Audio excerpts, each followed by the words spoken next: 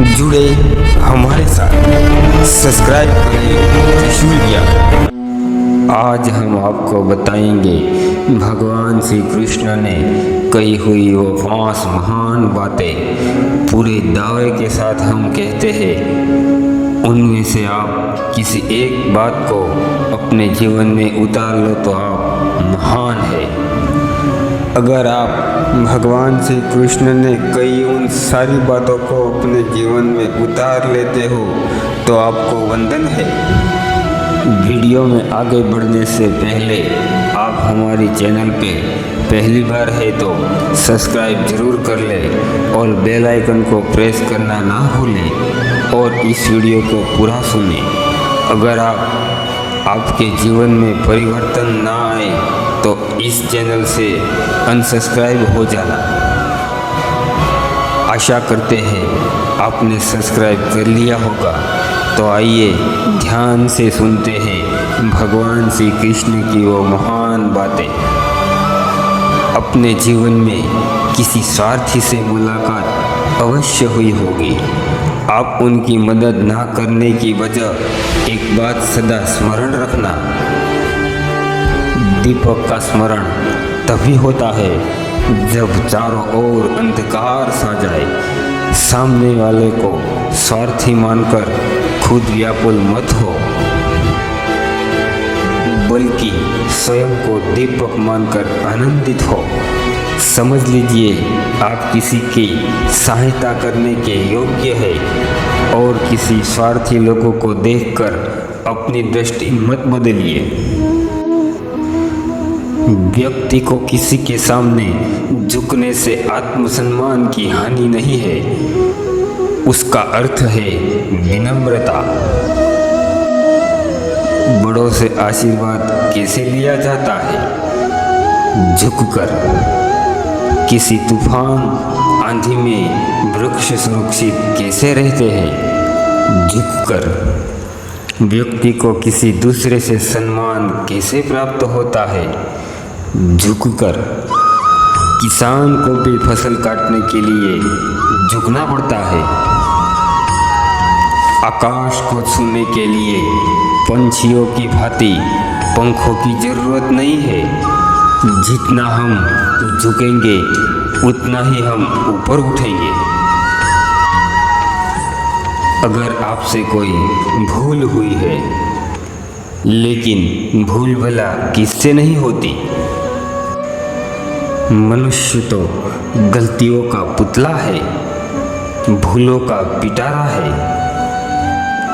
मैं आपको एक बात बताऊं, उसे सदा स्मरण रखिएगा। अगर आप कोई बड़ा कार्य कर रहे हो, कोई बड़ा संकल्प कर रहे हो और उस कार्य में आपसे कोई भूल हो जाए तो कोई बात नहीं, उस भूल का पश्चाताप भी ना करें। बस उस भूल को समझे, उसे पहचाने, उसे सुधारने का प्रयास करें, उनसे कुछ सीखे। लहू उन्हीं हाथों से बहता है जो कांटों से पुष्प तोड़ने का प्रयास करते हैं। मैं आपको एक बात बताऊं, जिन्होंने कभी कोई भूल की ही नहीं, उन्होंने कभी कोई प्रयास किया ही नहीं और यह भूल ही हमारा सबसे बड़ा शिक्षक है। देखो उन वृक्ष को, कितना हरा भरा और सुंदर दिखता है। उनकी डालियों पर बैठे पंछी की आवाज़ सुनो तो थकान चली जाती है। उनकी शीतल छाया में सुख मिलता है। किंतु क्या ये वृक्ष सदा ही ऐसा ही रहा? नहीं।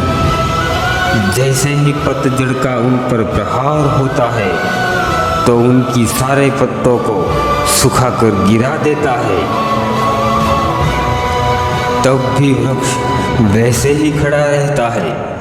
फिर जब बसंत आती है तो उसे नया जीवन दे जाती है और फिर से ये वृक्ष हरा भरा हो जाता है।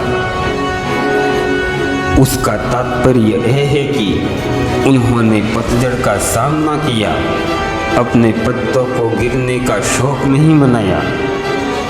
उन्होंने परिवर्तन स्वीकार किया। इस संसार का सबसे बड़ा सत्य परिवर्तन है, पीड़ा है। मनुष्य सहजता से स्वीकार कर ले तो धन्य है। कभी सीधा साधा जीवन व्यतीत करने वाला व्यक्ति में भी बड़े से बड़ा दुर्गुण आ जाता है। कहाँ से आता है ये दुर्गुण?